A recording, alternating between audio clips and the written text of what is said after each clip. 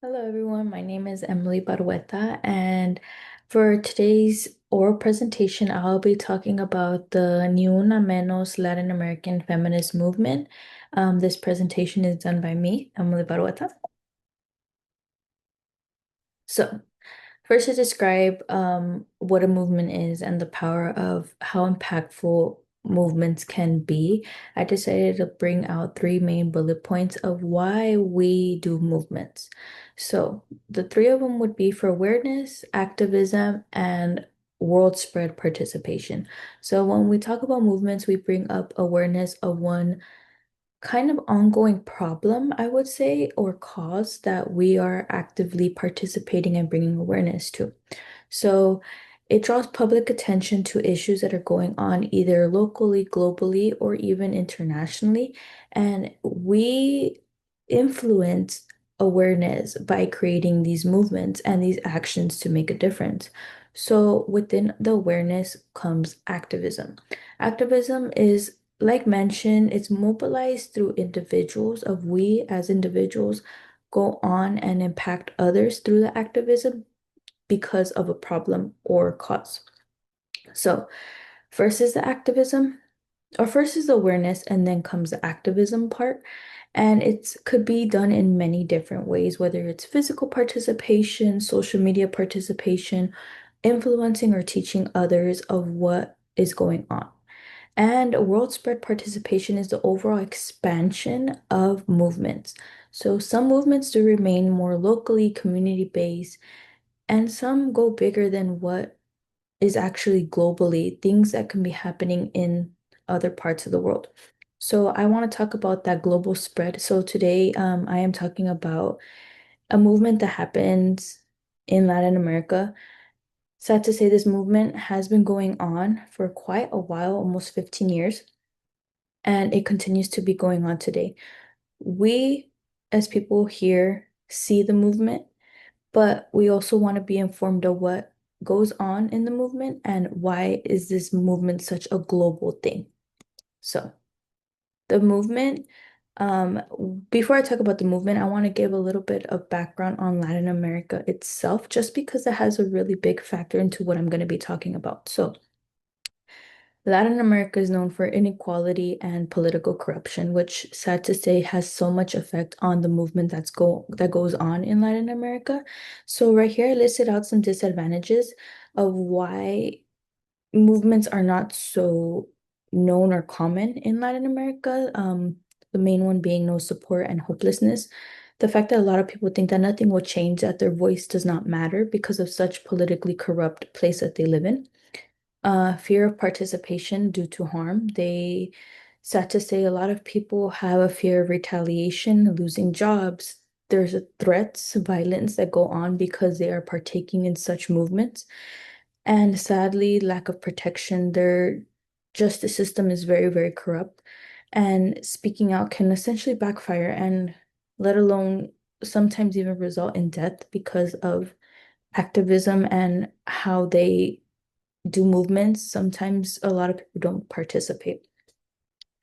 So the movement I'll be talking about is Ni Una Menos movement.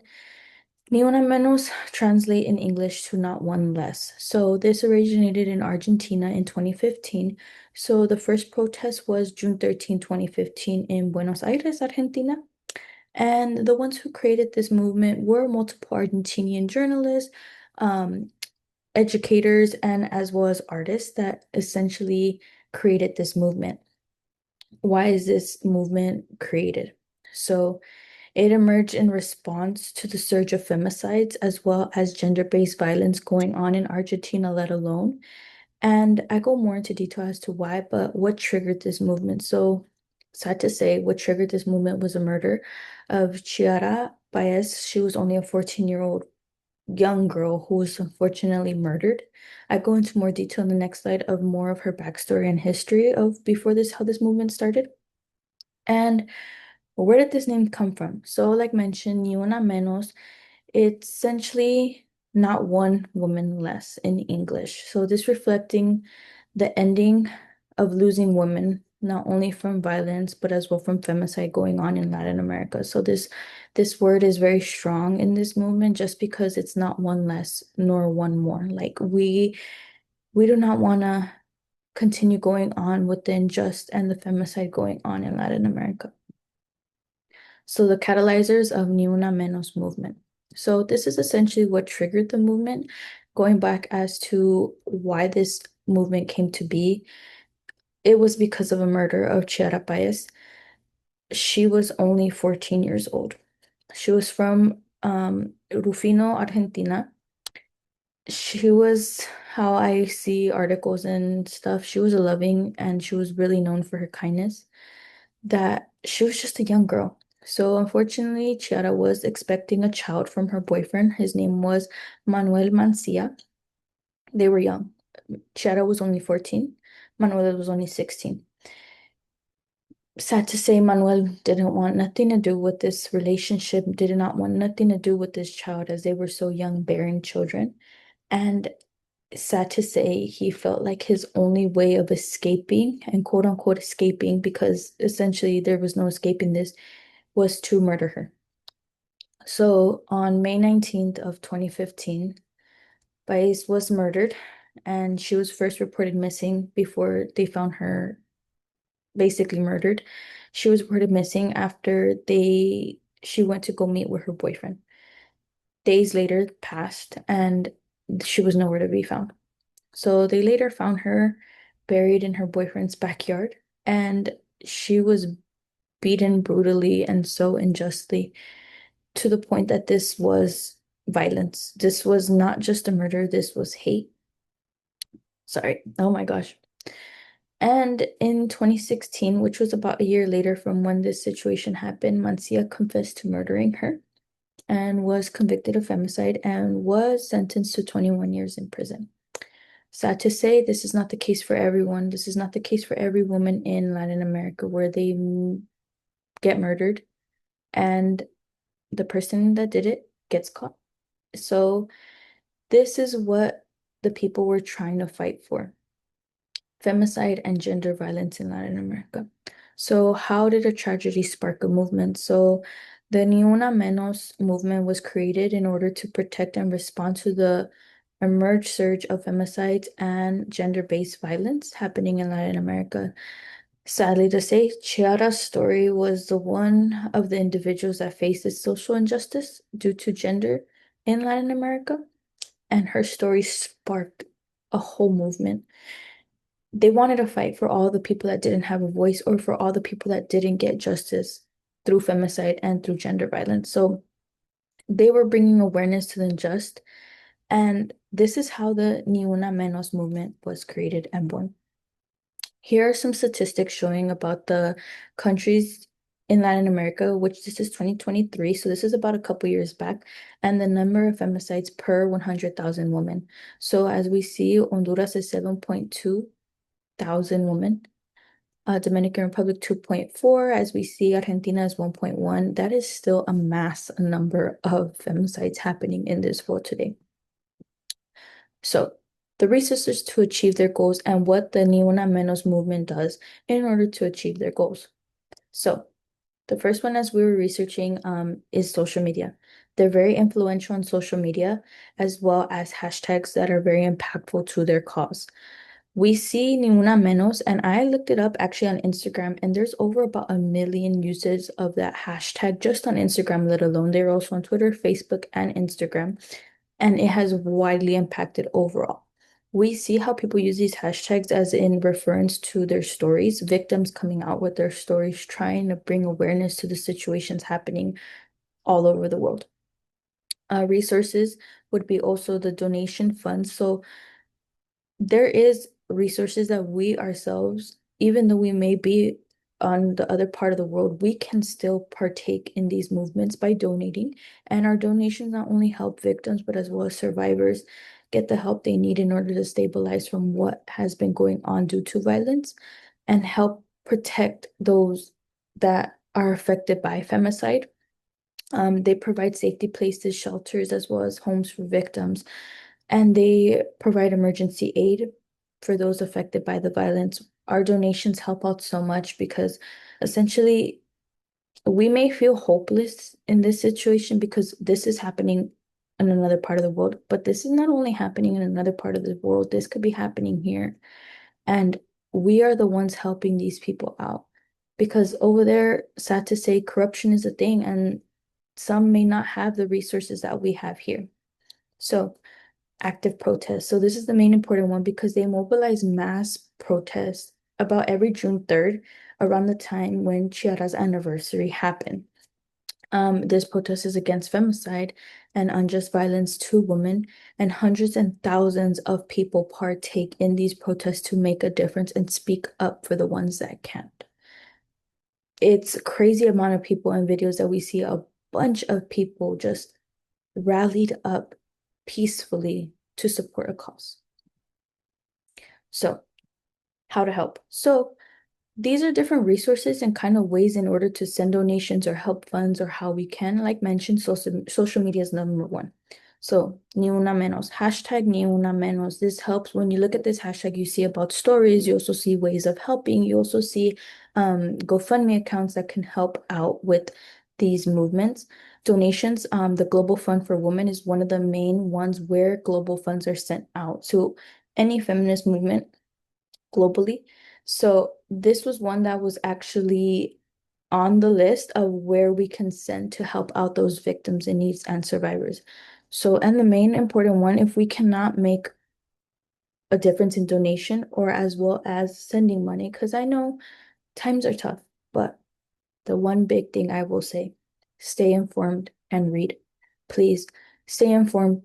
No one can take our education away from us. We can only inform others and read upon these movements and how we can help and why they're going on and just stay informed of what's going on in the world today. This helps us advocate, be activists. Doesn't have to be physical, doesn't have to be going across the world and participating, but we can also be activists on our level here. And that just starts off by being aware and reading on what these things are and why is it going on in the world today. So the benefits of Ni Una Menos movement. So um, the benefits would be right here. So why should we join and participate? So no woman should be left lifeless or be in the fear of being killed because of gender, as well as facing violence due to gender.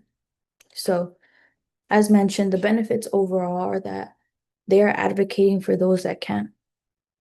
And essentially, this topic really touches home because, sad to say, we see a lot of people that go through gender violence but aren't being supported. So, the benefits of honestly just partaking or donating is that we help someone that does not have a voice. We can help those that do not have a voice and cannot speak for themselves or cannot stand up for themselves because of difficult times, corrupt places, etc. We alone can make a difference. And essentially, these movements make big impact than what we believe. These movements have been going on for 15 years. Some don't last as long, but this one has continued going on every single year in Latin America and has came to us by social media. We are knowledgeable of what's going on because of social media. So why should you, as my listener, participate and join? So, like mentioned, no woman should live a life with the fear of being killed because of a gender, as well as facing violence due to gender. So we should advocate for those who can't.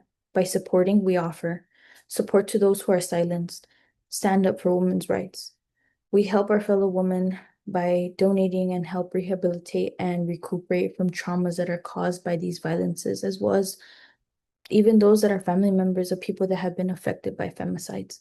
So the bigger the movement gets, we can call stronger protection against those individuals in the judicial system that essentially don't protect these women, but we can make a difference.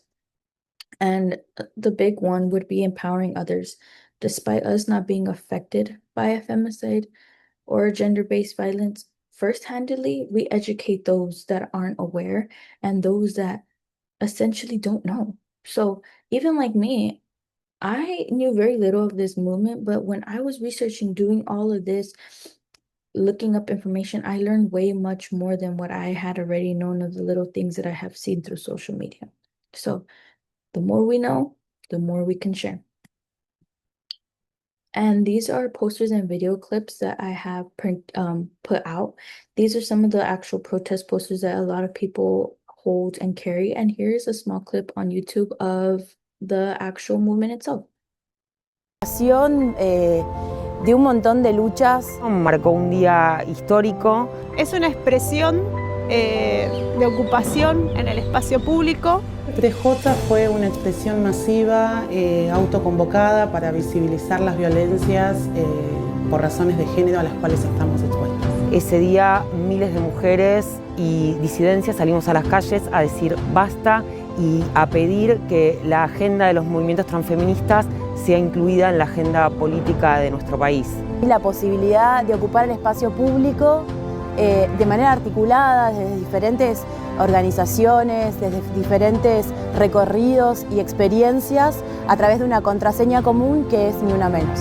Un cambio de paradigma en relación al abordaje de las situaciones de violencia por motivo de género. So the video basically just explains how important these movements are to Latin America and how we as well can help. I really hope this presentation touched your heart and essentially made you realize and think why I should join and why I should participate. And keep us informed of what goes on, just not here, but in other parts of our world. Thank you for listening, and here are my resources. Have a great day.